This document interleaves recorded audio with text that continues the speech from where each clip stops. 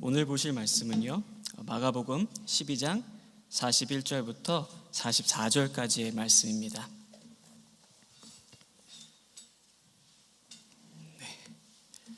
준비가 되셨으리라 생각하고 저랑 한 절 한 절씩 교독하시면 좋을 것 같아요. 제가 시작하겠습니다. 예수께서 헌금함을 대하여 앉으사 무리가 어떻게 헌금함에 돈 넣는가를 보실새 여러 부자는 많이 넣는데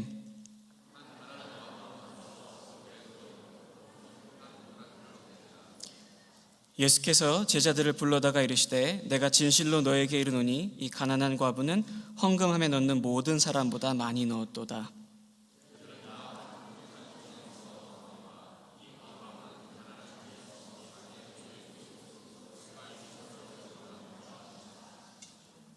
아멘. 우리 잠깐 기도할까요? 말씀을 위해서 기도하겠습니다. 하나님, 이 시간 또 말씀을 전하기 원합니다. 말씀 나눌 때에 성령의 조명하심 역사 가운데 이곳에 모여있는 주님의 자녀들, 주의 음성, 주님의 뜻 밝히 이해하고 또 그것을 마음에 새기며 삶으로 살아갈 수 있는 은혜를 허락하여 주시옵소서. 예수님의 이름으로 기도했습니다. 아멘.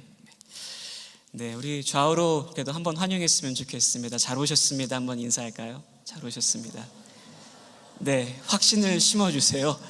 네, 아침에 집을 나서서 먼 길 왔는데 내가 잘 온 거 맞나라는 생각이 들 수 있거든요. 그래서 잘 왔다라고 말씀해 주셔서 위로하시면 좋을 것 같습니다. 네, 오늘 말씀 과부의 두렙돈이라는 주제로 전하도록 하겠습니다. 과부의 두렙돈. 우리가 꽤나 익숙한 본문 말씀이 아닐까라는 생각을 해봅니다. 사진을 하나 보여주시겠어요? 다음 사진을. 네. 자, 풍성하죠? 네. 여러분, 추수감사 주일인데 여러분의 식탁은 안녕하신지 질문해보고 싶었습니다. 네. 이런 식탁 꿈꿔보시지 않겠습니까? 근데 이제 안타깝게도 요즘 그런 말이 들리죠. 이제 삼고의 시대라고 합니다. 그래서 고물가, 고금리, 그리고 고환율, 그런 좀 어려운 시대를 살고 있습니다. 근데 그것뿐만이 아니라 요즘엔 이제 고유가의 문제도 있다고 하죠. 이제 또 최근에 이제 전쟁이 일어났잖아요. 하마스랑 이스라엘 전쟁이 또 앞으로 어떻게 중동 전쟁으로 이어질지 모른다라는 이야기를 하고 앞으로의 유가가 어떻게 또 또 이렇게 달라질지 그거에 대해서 이야기하는 것을 듣게 됩니다. 전쟁 자체는 끔찍하죠. 그런데 그것이 앞으로 가져올 세계적인 어떠한 영향이 어떤 것일지 또 걱정이 되기도 합니다. 그리고 그것이 결국 우리의 일상생활과도 연결이 되어 있다는 것을 아실 것 같습니다. 그런 시대를 살아가고 있는데 그래서 아까도 말씀드렸지만 이제 고물가 시대인데 다음 사진 보여주시겠습니까? 네, 여러분의 식탁이 이제는 고물가 시대에 이 그림에 맞춰져 있지 않을까라는 생각을 해보기도 합니다. 그렇죠. 하지만 한편으로는 우리 DNA 안에는 그저 굴비 한 마리를 놓고도 밥을 먹을 수 있는 DNA가 분명히 있을 거라고 저는 믿어보고 싶습니다. 그래서 용기를 내시고 또 어려운 시기를 잘 버티시기를 바라는 마음이 있는데 제가 이 말씀으로 이 이야기로 시작하는 이유가 있습니다. 제가 예전에도 한번 언급한 바가 있는 것 같은데 인간과 돈의 관계에 대해서 한 번쯤 생각해 보면 어떨까? 오늘 말씀 주제가 연결되어 있기 때문에 한번 생각해 봤으면 좋겠습니다. 돈과 행복에 대한 것인데요. 사실 이 돈과 행복의 그 관계, 이 주제는 심리학에서 오랫동안 연구해온 내용이지요. 특히 이제 사진 하나 넘겨주시면은 이제 프린스턴의 학자입니다. 2002년도 노벨 프라이즈를 경제학상을 받은 이제 교수님인데 2010년도에 발표한 어떠한 그 논문을 시작으로 돈과 행복의 관계에 대한 리서치가 요즘에도 계속 이어지고 있습니다. 그래서 실제로 우리 인생에 돈이 주는 영향이 막대하다는 거예요. 자, 이거를 부인하시는 분은 없겠죠, 그렇죠? 영향을 주지 않고자 우리가 믿고 싶을 때가 있으나 실제로 우리 일상에 막대한 영향을 미친다는 것입니다. 그래서 정말 심리학자들 사이에서 합의된 결론은 돈과 행복이 긍정적인 상관관계를 보인다는 것입니다. 돈을 많이 벌수록 사람이 행복해진다 그래요. 그렇죠? 하지만 돈의 증가와 소득의 증가와 행복의 관계가 무한정 비례하진 않는다는 점이 또 있다는 것이죠. 제가 이 얘기를 과거에 수입에서 말씀드렸던 것 같긴 해요. 근데 이제 이것에 대해서 다음 슬라이드 또 보여주시겠어요? 이제 네, 또 다른 학자입니다. 그 전 슬라이드입니다.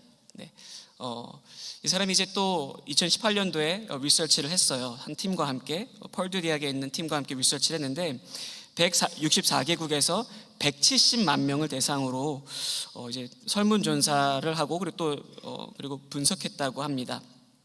그랬더니 돈은 사람에게 이제 행복이 증가되도록 한다는 거예요.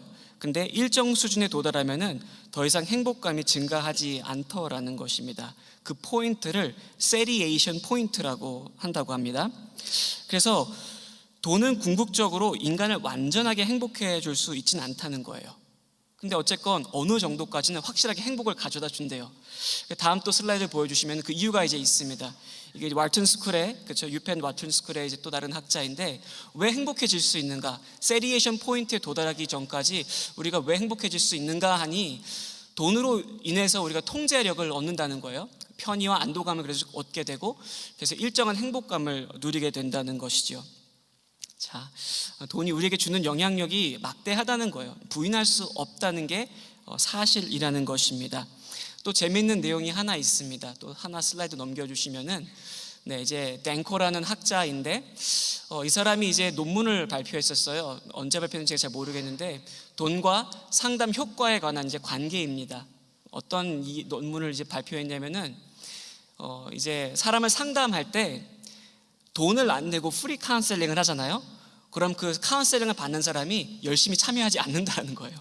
근데 그 사람이 일정 부분에 대한 돈을 지불하게 되면은 상담받기 싫어하던 사람도 집중해서 상담을 받더라는 것입니다. 이게 참 재밌는 게 뭐냐면은 사람이 이만큼 돈에 있어서 굉장히 많은 영향을 주고받을 수 있다는 것입니다. 자, 그렇습니다. 그래서 이렇게 말씀드리고 싶은 거죠. 인간은 돈, 물질로부터 완전히 분리되어 초연하게 세상을 살아갈 수 있는가, 이런 우리가 질문 던질 필요 있잖아요. 근데 적어도 이러한 리서치의 내용들을 봤을 때 그렇지 않다는 것이 사실이라는 것입니다.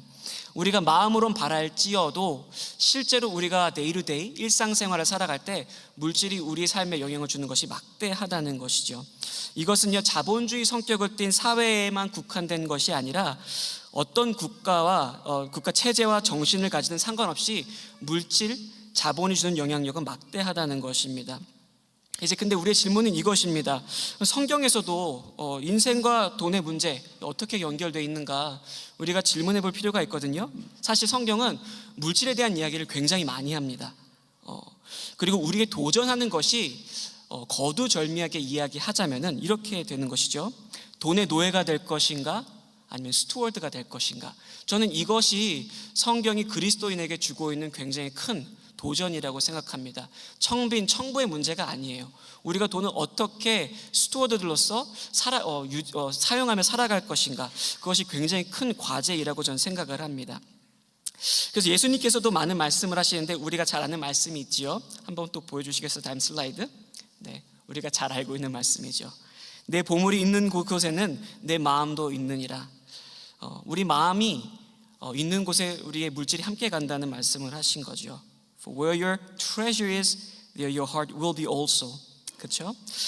그만큼 우리의 삶의 내용을 좀 알아보고자 할 때 우리의 스튜어십이 어떻게 운용되고 있는지 살펴보면은 우리가 우리 자신을 좀 들여다볼 수 있지 않을까라는 생각을 해보게 됩니다.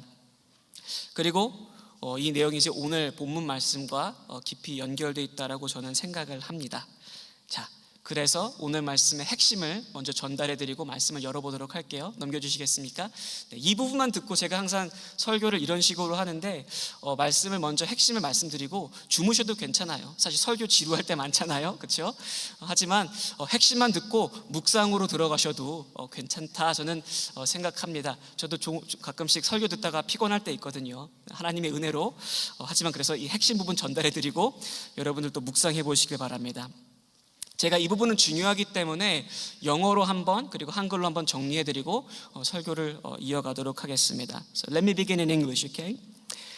Jesus praised the poor widow for her authentic devotion to God, for she gave her total self to God without reservation. Her devotion is contrasted from that of a scribe's, which was seemingly flawless. God wants not a part of you, but all of you. And she did so. She offered herself that way. 자, 이게 핵심이라는 겁니다. 예수님께서 가난한 과부를 칭찬하십니다. 이는 그 과부가 자신의 삶을 주저하지 않고 온전히 주님께 드렸기 때문입니다. 과연 앞서 등장하는 서기관들과는 크게 대조되는 모습이었습니다. 우리가 본문을 여기 제한하지만 조금 더 큰 본문을 보게 되면은 서기관들과 과부의 모습이 이제 계속해서 이렇게 보여지거든요. 그래서 크게 대조되는 것을 이 particular 본문에 있어서 보게 됩니다. 하나님께서는 이와 같이 자신을 당신께 온전히 드리는 것을 바라십니다. 온전히 드린다는 것은 사실 물질적인 내용이 아니에요, 그렇죠? 우리의 삶을 이야기하는 것인데 그것이 물질과 연결된 부분들이 있더라. 가끔씩은 이 본문을 헌금 많이 하라는 내용으로 많이 사용하거든요. 왜곡된 것이죠. 사실 이 본문은 헌금을 많이 하라는 내용이 아닙니다. 우리의 삶의 중심을 주님께 드려야 한다는 것에 초점이 되어 있는 부분이죠. 자, 이렇게 우리를 도전하시는 이유는 하나님께서 우리를 그렇게 사랑하시고 우리에게 나오셨기 때문에 그렇습니다. 하나님께서는 우리의 삶의 한 부분을 원하시는 것이 아닌 전부를 원하시는 겁니다. 전부란 개념은 퀀터테이티브한 개념이 아니고요, 퀄리테이티브한 개념이에요. 양이 아니고 질이라는 것이죠. 하나님께서는 우리를 향해 그러셨기 때문에 그렇습니다. 사랑은 그러므로 완전히 내어주는 것이라 우리가 고백하지요. 자, 이 내용 요것만 기억하시고 돌아가셔도 부족하지 않을 것이라 생각을 합니다. 자, 슬라이드 넘겨주시고요. 네, 오늘 본문 말씀은 이제 성전을 배경으로 하고 있어요. 사실 11장부터 12장 계속 성전 배경으로 예수님께서 많은 말씀을 하십니다. 자, 이 본문이 사실은 되게 많은 내용들이 담겨 있어요. 우리가 간단하게 그 과부의 헌신으로만 볼 때가 있지만 사실 텍스트를 조금 깊게 보면은 이 안에 담겨 있는 메시지가 멀티 레이어로 되어 있습니다. 그래서 해석에 있어서 너무 많은 의견들이 사실 존재하는 편입니다. 근데 이제 중요한 것이 다음 슬라이드 보여주실까요? 이게 이제 이 본문을 어떻게 볼 수 있을 것인가에 대한 이제 큰 질문이에요. 이 본문은 과부의 헌신에 대한 칭찬인가? 과부가 착취당하는 내용에 대한 한탄인가? 아니면 그 과부의 저항에 대한 내용인가? 이 내용 무엇에 초점을 두냐에 따라서 본문의 내용과 그 메시지가 굉장히 달라질 수 있습니다. 근데 제가 오늘 초점을 두고자 하는 부분은 이제 the former, 가장 첫 번째 칭찬이라는 주제로 함께 봤으면 좋겠다라는 생각을 해봅니다. 근데 이제 다른 이 라멘트라든지 그리고 act of defiance도 물론 굉장히 좋은 말씀의 메시지이고 또 그렇게 보셔도 굉장히 좋지만 오늘 말씀은 이제 첫 번째 해당하는 내용에 이제 이렇게 제한해서 말씀 함께 보면 좋을 것 같다는 생각.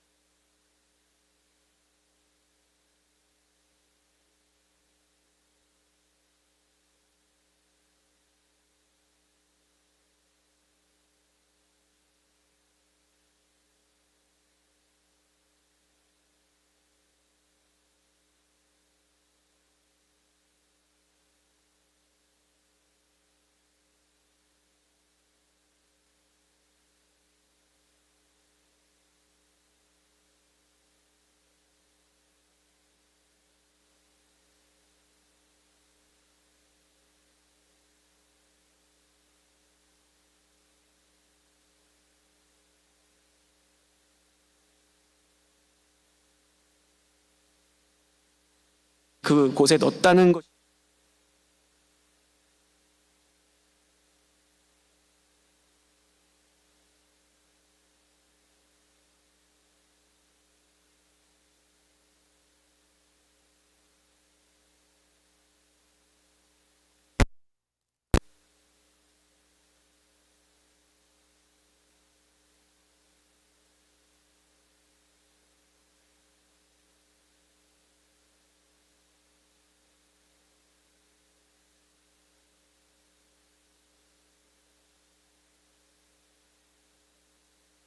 예수님께서는 그 여인을 대단하시다고 칭찬하셨다는 거죠.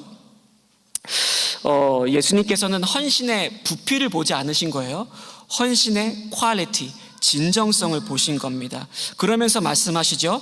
그들은 다 풍족한 중에서 넣었거니와 누가 봐도 대단한 헌신처럼 보이는, 그렇죠?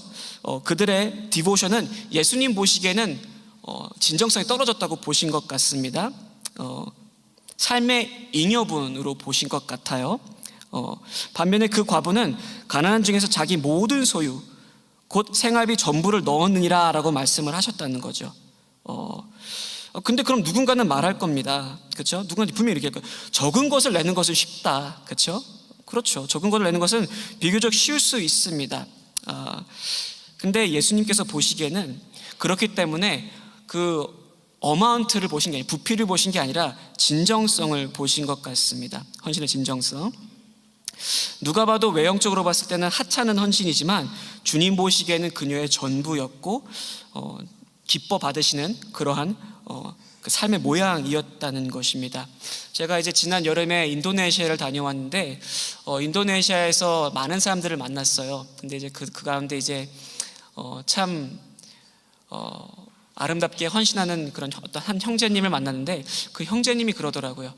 자기가 드릴 수 있는 것은 이러한 모양의 삶의 모양이 전부이기 때문에 이 모양으로 제 삶을 드린다, 이런 고백들을 한 사람 봤거든요. 그러니까 사람들이 드릴 수 있는 것들이 다 제한적이잖아요. 그 시간이든 물질이든 그것이 어떠한 어떤 외형적인 지식적 컨트리뷰션이건 다들 어떤 그 개개인들에게 그 제한된 모습들이 있는데 제가 만났던 사람들이 자기 갖고 있는 그 모든 것들을 그렇게 헌신하는 것을 보면서 참 큰 도전 받았던 것이 기억이 나는데, 그 대화 나누는 가운데 진정성이 많이 느껴져서 되게 감동을 많이 받았는데, 아마도 예수님께서는 이 자매를 보시고 그 진정성을 보시고 감동하신 것이 아닐까라는 생각을 해봅니다. 근데 이제 우리가 중요한 것은 이 여인에 대해서 좀 들여다보자는 것이죠. 우리가 깊이 생각해 봐야 될 것이 뭐냐면은 이 여인은 왜 자신의 모두를 던졌을까라는 것입니다. 왜 자신의 모두를 던졌을까? 왜냐하면요, 사실 우리가 레위기를 봐도 그렇고 또 후에 이제 사도 바울이 이야기한 것을 들어도 그렇고 이런 걸 요구하지 않아요.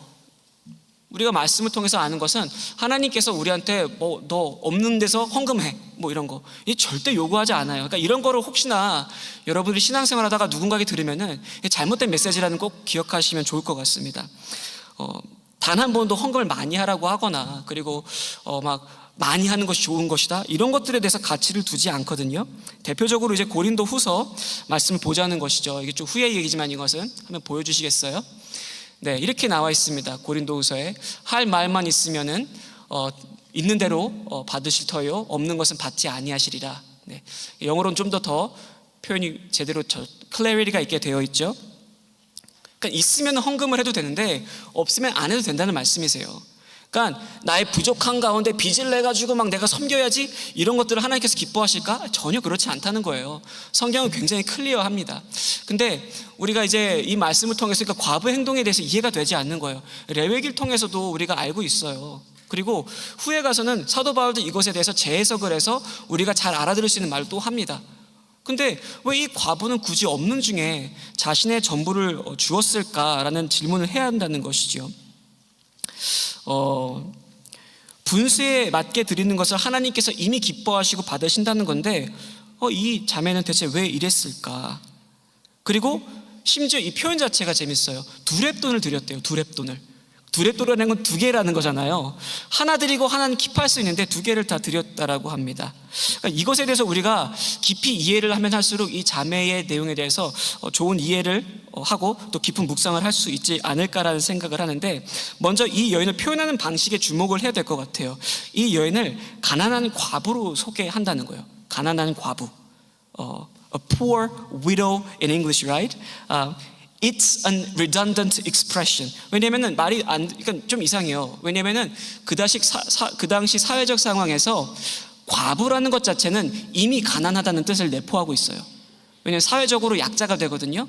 자신에게 먹을 것을 가져다 줄 사람이 없기 때문에 그냥 과부라고만 이야기를 해도 충분히 이해가 됩니다. 근데 가난한 과부라고 강조한다는 것은 지금 이 자매의 상황이 얼마나 극심하게 비참한 상황에 처해 있는지를 표현하시고 싶었던 것이죠. 그래서 실제로 우리가 이 그릭어로 이 성경을 보게 됐을 때 여기서 이 가난한이라는 표현을 했을 때 푸토코이라는 단어를 쓰거든요.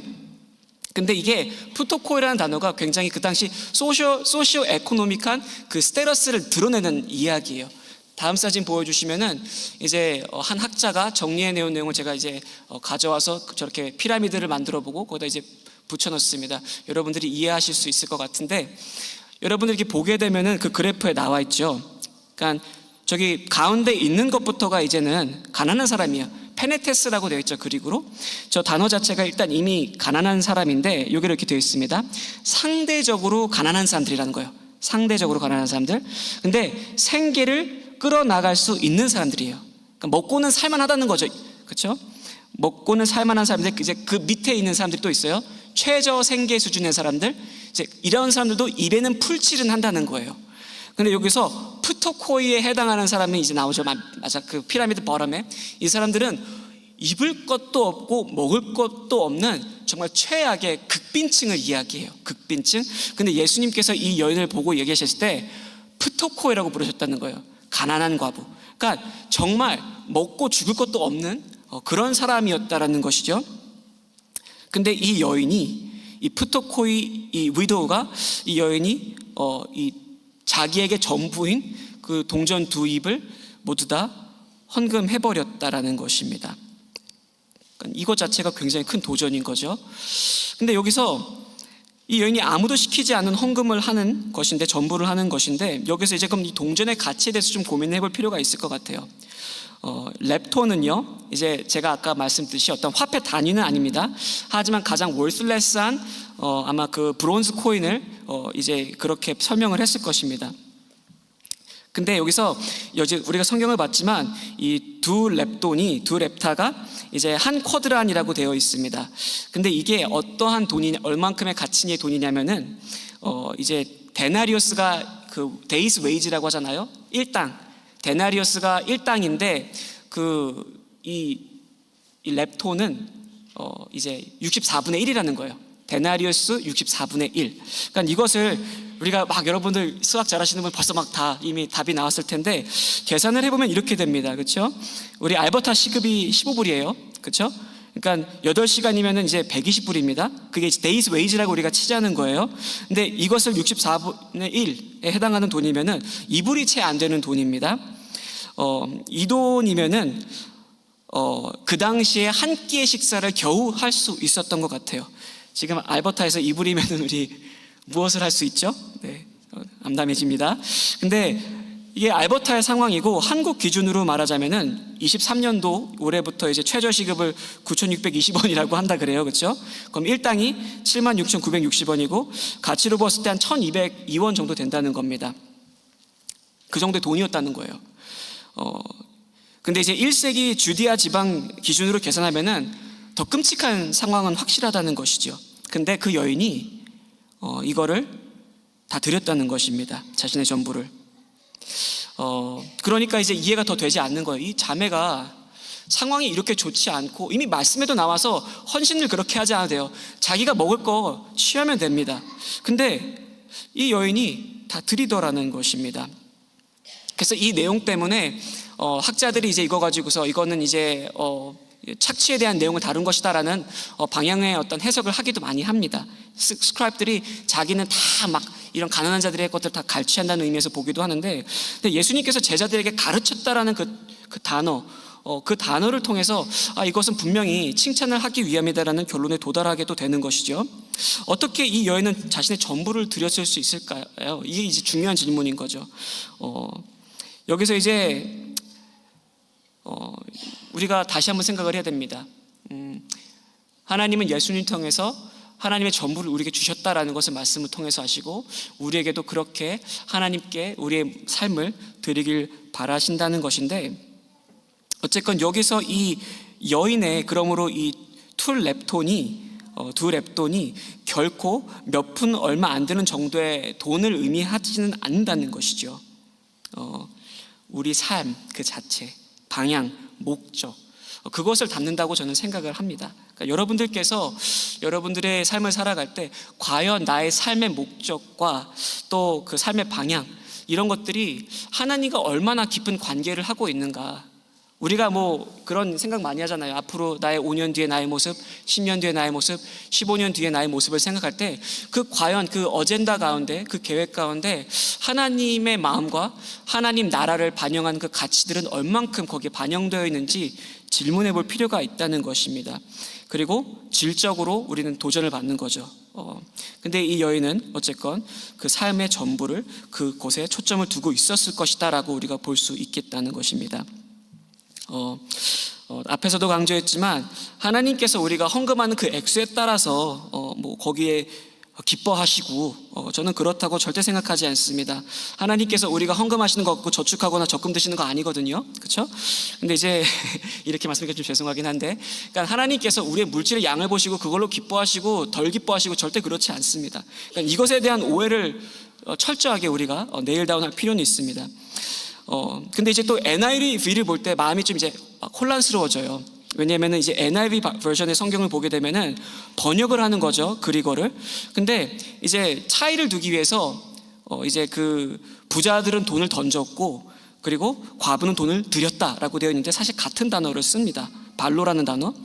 근데 그러니까 중요한 거는 둘 다 돈을 던진 거예요, 그렇죠?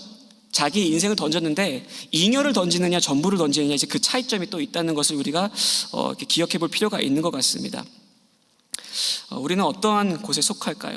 그리고 정말 이 여인을 이렇게 도전을 받을 때 이 여인은 대체 어떻게 자신의 전부를 드릴 수 있었을까 다시 한번 고민을 해볼 필요가 있다는 것입니다. 그리고 그 헌신을 통해서 우리가 어떠한 도전과 메시지를 받을 수 있는지 고민해 볼 필요가 있고, 한 3가지 정도 이야기를 제가 여러분들께 해드릴 수 있을 것 같습니다. 첫 번째로 이제 넘겨주시겠습니까? 저는 이렇게 확신합니다. 과부는 다른 사람이 알지 못하는 무엇인가를 알고 있었다라고 저는 생각하고 싶어요. 우리가 깨닫지 못한 것, 많은 사람들이 깨닫지 못하고 있는 것을 깨달았을 가능성이 굉장히 높다. 그래서 자신의 모든 것, 인생을 던질 수, 저는 이걸 인생이라고 얘기할게요. 인생을 던질 수 있는 용기, 어떤 확신을 근거로 한, 믿음을 근거로 한, 그런 어떠한 근거로 한 믿음에서 자신의 인생을 던질 수 있지 않았을까라는 생각을 해봅니다. 여러분들도 이제 신앙생활 하다가 큰 감동을 받으면은, 그렇죠? 우리가 인생 던지기 쉬워지거든요, 그렇죠? 그래서 은혜 받았을 때 인생 던지려고, 그렇죠? 그런 조언을 하기도 합니다. 근데 이제 은혜가 식고 나면은 후회를 해요. 헌금했던 것도 후회하고요. 그리고 내가 헌신한 시간과 나의 모든 노력들을 다 이제 다 라먼트를 하죠. 다 한탄합니다. 리젠트를 하게 돼요. 내가 왜 그때 그랬지? 근데 은혜를 보고 하나님의 세계를 깊이 체험한 사람들은 사실 자신의 인생을 던지는 것에 있어서 비교적 더 쉬워져요. 그래서 이거를 어떤 이제 그 공동체에 따라서는 이거를 뭐 스피리추얼 하이라고도 이야기를 해요. 은혜 받으면 이제 그 하이한 느낌에 의해서 막 던지게 되거든요. 그리고 여러분들 생각해 보자는 거예요. 여러분 결혼하실 때, 그렇죠? 결혼하셨을 때 어떠한 감동에 의해서 결혼했잖아요. 지금 결혼 생활 하시면서 고난을 겪으시고 후회하시는 분들 분명히 있다고 저는 생각이 들어요. 그리고 그것이 굉장히 자연스럽다고 저는 생각이 듭니다. 그렇기 때문에 결혼에 대한 커미트먼트를 리뉴하는 것이 우리에게, 신앙인에게 주어진 저는 숙제라고 생각을 해요. 근데 확실한 거는요, 결혼했을 때 감동 전혀 없는데 합리적인 사고로 그래 한번 결혼해 볼까? 합리적으로 좋은 결론에 도달할 것 같아 라고 하시는 분들도 분명히 있었겠지만, 대부분 결혼하신 분들이 그런 생각으로 결혼하지 않거든요. 굉장히 큰 감동을 안고 결혼하거든요. 근데 저는 그와 같이 이 과부가 어떠한 큰 감동 가운데 하나님을 깊이 알았고 하나님의 세계를 향한 이해가 있었기 때문에 이러한 선택을 하지 않았나 라고 저는 생각을 해봅니다. 그러니까 이것이 도전이라는 거죠. 첫 번째, 우리는 어떻게 이러한 과부와 같이 우리의 삶 전부를, 목적과 방향, 모든 것들을 하나님께 초점을 두고 드려야 하는 것이 우리의 부르심, 그게 제자도 일지인데 어떻게 그럴 수 있을까? 은혜 받아야 된다는 것이죠.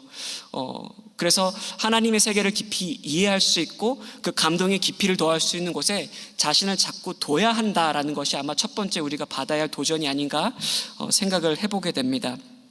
그래서 여러분들의 일상 시간 사용하실 때 그런 은혜 가운데 익스포즈 될 수 있는 시간을 많이 선택하시기를 도전을 드리고 싶습니다. 이 자매는 반드시 아마도 정말 그랬을 것이다 라는 생각을 해보게 됩니다.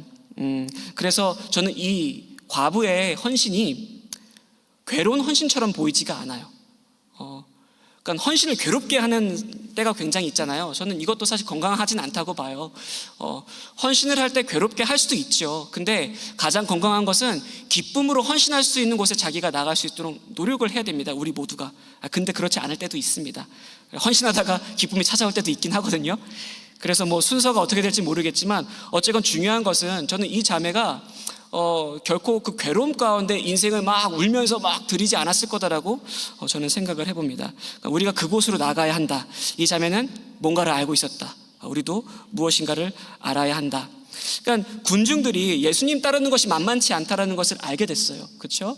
예수님께서 이제 뭐 작은 무브먼트였어요. 그렇죠? 예수님께서 막 말씀 전하시고 막 기적과 같은 일들 행하시니까 그렇죠. 뭐 콩고물이라도 떨어지니까 사람들이 따랐어요. 그렇죠? 많이 따랐습니다. 그래서 너도 나도 제자가 되고 싶어가지고 막 thousands of people이 막 예수님을 따르기 시작했습니다. 근데 중요한 시기가 왔을 때 다 떠나잖아요. 그렇죠?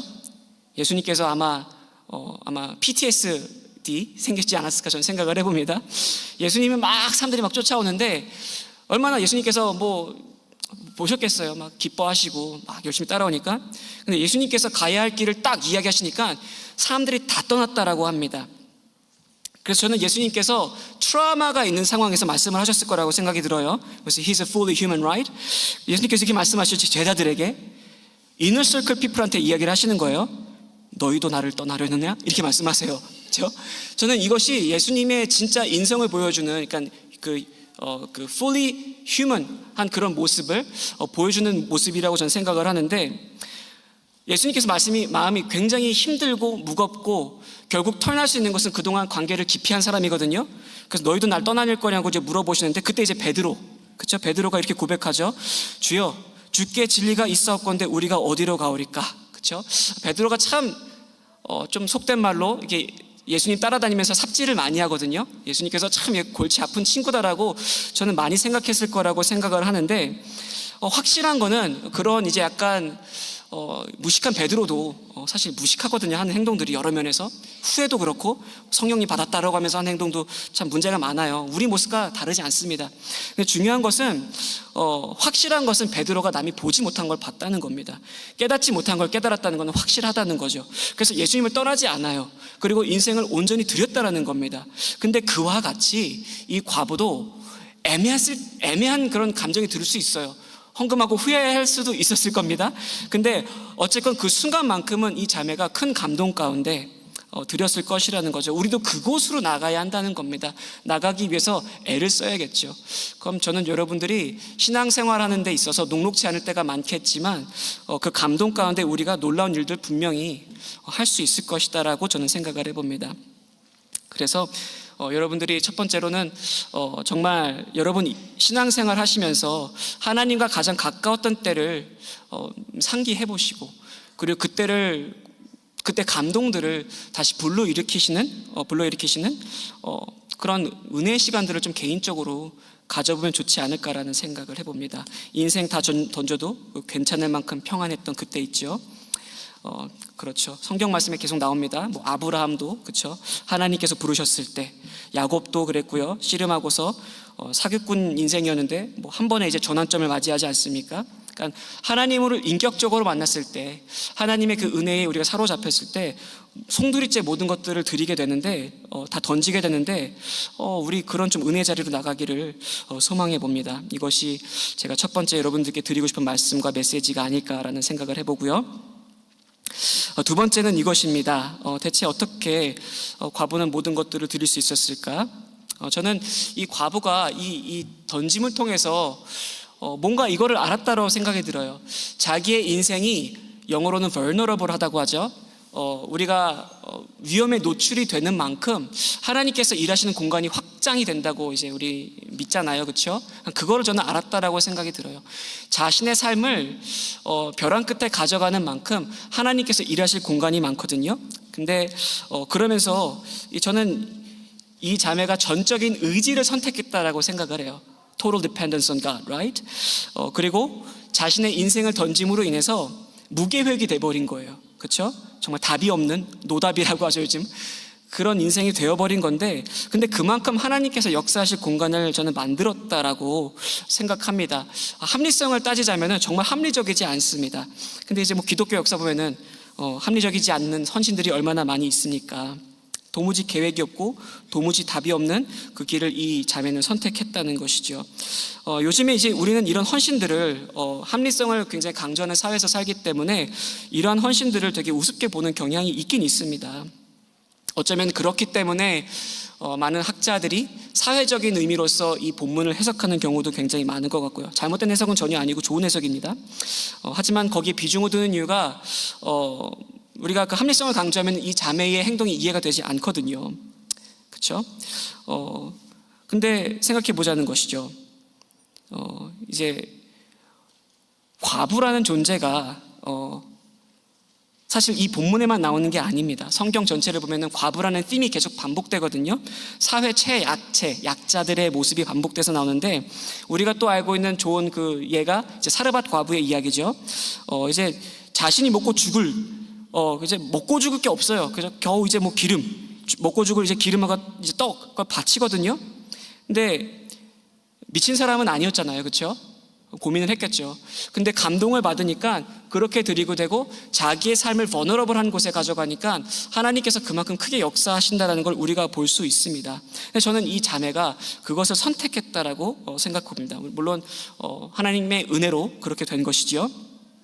그래서 여기서 도전을 또 하나 우리가 이 추수감사주일 취해야 될 도전이 뭐냐면은 우리의 인생을 좀 레디칼한 방법으로 살아가는 노력들, 그러므로 내가 위험에 노출되긴 하지만 그 위험이 결국 기회이라는 것, 우리가 그런 생각을 해봤으면 좋겠습니다. 알잖아요, 그렇죠? 그 위기라는 단어의 앞에는 그 위험하다는 그 뜻이고 뒤는 기회라는 뜻을 갖고 있지 않습니까? 그런 마음으로 하나님 앞에 우리의 삶을 온전히 드림으로 그 vulnerable해지는 것을 우리가 굉장히 싫어하죠. 그래서 우리는 롱텀 플랜을 갖고 싶어하는 게 있지만 하나님께 의지하는 방법들을 선택하는 가운데 하나님께서 역사하실 공간을 조금 더 크게 우리가 확보해보는 노력을 하는 것은 어떨까라는 두 번째 도전을 여러분께 도전하고 싶습니다. 우리의 자아가 죽을수록 우리가 연약해지면 연약해질수록 하나님께서 강하게 개입한다는 것은 여러분 분명히 신앙생활 하시면서 체험해 보셨을 거예요. 여러분이 약해졌을 때 더 크게 쓰임 받았다라는 것 여러분 기억하실지 모르겠는데 정말 그렇습니다. 하나님께서 그래서 약자를 선택하세요. 이거는 확실합니다. 역사 속에서 이게 좀 중간에 이 기독교 역사에서 기독교가 한때 그 중세의 중심이 됐던 것이 참 우리가 지금까지도 참 골치 아픈 내용들이 많이 가지고 그것에 대해서 고민해 볼 부분들이 있긴 하지만 그 중심으로 나갈 수 있었던 근간은 가장 약했기 때문에 그래요. 약했기 때문에 귀히 쓰임 받을 수 있었다는 것이죠. 나중에 가서 이제 그 뒤집어지지만 어떻게 보면은 현대 기독교가 중세 기독교와 많이 닮았을 수도 있겠는데 어쨌건 가장 약할 때 크게 쓰임 받는다는 것을 여러분들 기억하시면 좋겠어요. 근데 우리가 잘 알고 있지만 좀 먹고 살만해지면은 그리고 좀 잘 나가게 되면은 우리가 이런 것들에 대해서 조금 간과하게 되고 그러므로 하나님께서 쓰시는 것이 아니라 그냥 나의 인생을 잘 살아가게 되는 경우가 많게 되는 것 같습니다. 성경은 꽤나 명쾌하죠. 성경은 once again, quite clear. 주님께 던져진 삶 속에서 하나님께서 강력하게 역사하신다. 약자를 선택하시고 약자를 귀히 쓰신다. 그러므로 나의 인생이 조금 vulnerable져도 괜찮다라는 마음을 가져도 좀 좋을 거라는 생각을 해봅니다. 자, 세 번째 도전이고 또 메시지일 것 같습니다. 세 번째 내용은 이것입니다. 궁극적인 건 이거예요. 과부가 실제로 자신의 인생을 vulnerable하게 내버려뒀어요. 가지고 나갔죠. 두렙돈, 솔직히 그 돈으로 한 끼 식사했어도 괜찮을 법한데, 저는 이 자매가 대체 왜 그랬는지 정말 놀랍습니다. 그래서 읽을 때마다 저는 이 과부가 두렙돈을 딱 드리고 집으로 가면서 터벅터벅 돌아가는 길에 길에서 돈 뭉치 한번 발견하겠지? 이런 생각 저는 했을 거라고 생각하지 않아요. 우리 그럴 때 있잖아요. 문제가 있는 거예요. 우리가 헌신할 때 내가 헌신했으니 주님께서 뭔가 돌려주실 거야. 주님은 절대 헌신을 한 거 갚아주셔. 이것도 잘못된 생각입니다. 갚아주시지 않을 때 굉장히 많아요. 그리고 인생을 그냥 그렇게 살아가게 하실 때가 많고, 그리고 그 자체가 은혜라는 거죠. 성경 그렇게 이야기하고 있어요. 근데 이 자매가, 저는 그렇기 때문에 헌금을 했기 때문에 하나님께서 페이 해주실 거야, 그렇게 전혀 생각하지 않습니다. 그리고 그녀가 돌아가는 길에 이런 생각, 이제 현대로 따지면은 돌아가는 길에 잘생긴 재벌을 만나서 그치, 인생 한번 새로운 인생 살아가야지. 가능성 굉장히 희박하죠. 그렇죠? 희박합니다. 그렇다면 이 자매의 삶이 쓰임 받는 겁니까? 전혀 쓰임 받는 거 아니죠. 그렇죠? 그냥 먹고 죽을 것도 없는데 그냥 밥 한 끼 먹고 그렇게 넘어가면 괜찮을 것 같은데, 하나님께서 이 자매 그럼 대체 어떻게 쓰신 것인가라는 질문을 하게 되잖아요. 어떻게 쓰셨을까요? 그렇죠? 제자들을 부르신 거죠. 이게 정말 충격적인 거예요. 예수님께서 제자들을 한참 데리고 다니셨는데 제자들이 예수님과 가까이 있으면서도 제자도가 무엇인지를 전혀 이해 못하고 있었다는 것이 현실적인 해석이에요. 사실은 말씀을 앞에서 보고 뒤에 가서 봐도 우리가 미워할 때가 되게 많지만, 제자들의 인생을 우리가 크리티컬리 평가했을 때 제자들이 과연 초대교회를 그 시대에서도 정말 잘 살았을까? 문제되는 부분들이 굉장히 많거든요. 근데 예수님께서 이 과부, 정말 그 누구도 인정하지 않는 이 과부를 통해서 제자들, 이너서클 피플한테 제자도가 무엇인지를 가르쳐 주셨다는 거예요. 가장 크게 쓰임받은 사람일지 몰라요. 성경 속에서 인간적으로 가장 크게 쓰임받은 사람은 어쩌면 이 여인일 수도 있다라는 거예요. 근데 그래서 예수님께서 부르신 거죠. 내가 진실로 너희에게 이르노니 이 가난한 과부는 헌금함에 넣는 모든 사람보다 많이 넣었도다. 그렇죠?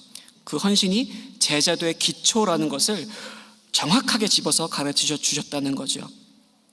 자, 저는 이 자매가 헌금을 다하고 집으로 터벅터벅 돌아가고 어떻게 인생을 마감했을지 저는 장담할 수가 없죠. 어떻게 됐을지, 그냥 굶어 죽었을지, 그냥 약자로 살면서 비참하게 죽었을지 저는 정말 잘 모르겠습니다. 그리고 죽기까지 내 인생 과연 쓰임 받았을까? 라고 생각하고 죽었을 가능성, 사실 거기에 비중이 있다고 봐요.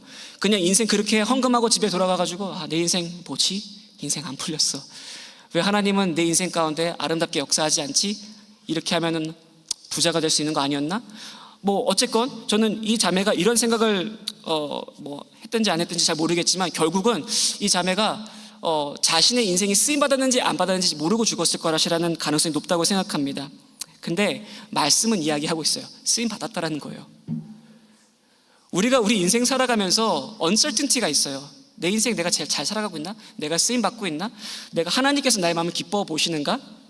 근데 우리가 옳은 목적과 옳은 방향성을 가지고 그냥 꿋꿋이 걸어가면 돼요. 그리고 인생이 내가 느끼고 내가 해석하기에는 비참한 인생일 수도 있다는 거예요. 근데 하나님께서 그거를 전혀 다르게 보시고 우리가 생각하지 못하는 그런 방향으로 사용하시고 계시다라는 것을 말씀을 통해서 믿어야 한다는 것입니다. 저는 이 자매의 삶이 위대하게 쓰임받았다는 것을 계속 강조하고 싶다는 거예요. 내가 신앙생활하면서 손해보는 것들이 많거든요. 성경 보면서 살아가다 보면은 예수님께서 하나님 나라의 가치를 계속 말씀하세요. 복음서에는 하나님의 나라를 우리가 어떻게 살아가야 되는지, 그러니까 우리 지금의 인생부터 어떻게 살아가야 되는지, 윤리적으로나 도덕적으로나 어떤 것이 하나님께서 기뻐하시는 모습인지를 많이 이야기하세요. 근데 그 가치들을 추구하면은 우리 인생이 고달프거든요. 괴로운 게 굉장히 많습니다. 그러면서 생각하는 거죠. 이거 손해보는 인생인데? 약간 좀 바보같이 사는 건데? 이거 좀 아닌 것 같은데? 근데 하나님께서 우리가 정말 올바른 성경적 윤리관과 그리고 도덕성을 가지고 세상을 살아가며 그 복음의 가치를 지니고 그냥 예수님을 추종하였을 때 우리의 삶을 사용하신다라는 것을 말씀하셨다라는 것을 우리가 꼭 기억하고 또 용기를 그래서 얻었으면 좋겠어요. 그러니까 제가 여러분들께 값싼 위로를 해드리고 싶지 않다는 거예요, 사실은. 그렇죠? 여러분들께 위로해드릴 수 있겠으나 성경을 보아하니 우리의 인생이 비참하게 끝날 수 있다라는 이야기를 한다. 우리가 막 성공주의, 막 부유해지는 막 그런 신앙생활 누가 안 하고 싶겠습니까? 그렇죠? 그래서 간증할 때도 예수님께서 무엇을 주셨습니다. 나를 어떻게 세우셨습니다. 이런 이야기 하고 싶지 않은 사람이 어디 있겠냐고요. 하나님께서 이렇게 쓰시는 분들이 있어요. 실제로 귀하죠. 아름다운데 그런 분들만 존재하는 것이 아니라 이렇게 비참하게 인생을 마감하는 과부가 있다는 거예요. 그럼 그 여인은 하나님의 길을 가지 않은 것인가? 하나님께서 쓰지 않으신 인생인가? 이런 생각을 할 수 있는데 전혀 아니라는 겁니다.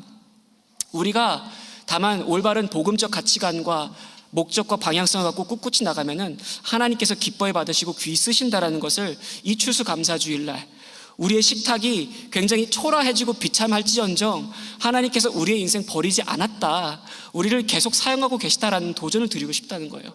그러니까 여러분들이 값싼 위로로 마음을 애써 위로하고 싶을 때가 너무나 많겠지만 성경은 굉장히 현실적으로 이야기합니다. 그리고 그래도 날 따르겠느냐? 너희는 나를 따르려느냐? 이런 도전을 계속 주신다라는 겁니다. 그렇죠? 그러므로 그 가운데 우리는 이게 다가 아니잖아요. 우리의 인생이 기대를 가지고 소망을 갖고 살아갈 필요가 있다라는 도전을 드리고 싶습니다. 자, 말씀을 정리하겠습니다. 말씀이 너무 길어서 지루하셨다면 죄송하고요. 다만 그 핵심을 기억하시면서 좀 깊이 묵상할 수 있는 개인의 묵상이 있기를 소망해 봅니다. 그리고 제가 또 내용이 너무나 많아서 빨리 말했다면 또 그것도 사과를 좀 드리겠습니다. 정리하겠습니다. Jesus praised the poor widow for her authentic devotion to God, for she gave her total self to God without reservation. Her devotion is contrasted from that of a scribe's, which was seemingly flawless. God wants not a part of you, but all of you. 예수님께서 가난한 과부를 칭찬하십니다. 그 과부가 자신의 삶을 주저하지 않고 온전히 주님께 드렸기 때문에 그렇습니다. 과연 앞서 등장한 서기관들과는 너무나 대조적이었습니다. 하나님께서는 이와 같이 우리의 전부를, 질적인 것이죠, 전부를 드리기 바라십니다. 왜냐하면 하나님께서 당신 자신을 우리에게 그렇게 주셨기 때문에 그렇고, 우리가 주님께 그렇게 나올 때 이것이 온전한 관계로서 성립이 되는 거죠. 그 관계성이. 그래서 전부를 원하신다는 것을 기억하시길 바라고요. 과부만 체험했을지 모르는 그 은혜 가운데 우리가 가기를 소망을 하기 바라고요. 그리고 우리가 우리의 인생을 하나님께 던지면서 하나님의 엄청난 개입을 소망하는 그 또 소망을 했으면 좋겠고요. 마지막으로는 우리의 삶도 과부의 삶처럼 던져졌을 때 이렇게 비록 우리가 이해하지 못해도 아름답게 쓰임 받기를 소망하는, 우리가 그런 소망을 또한 품기를 이 추수감사주일 여러분께 드리기 원합니다. 함께 제가 잠깐 기도하겠습니다. Let us pray. 기도하겠습니다. 하나님, 그렇습니다. 이 자매의 to lepta, Lord.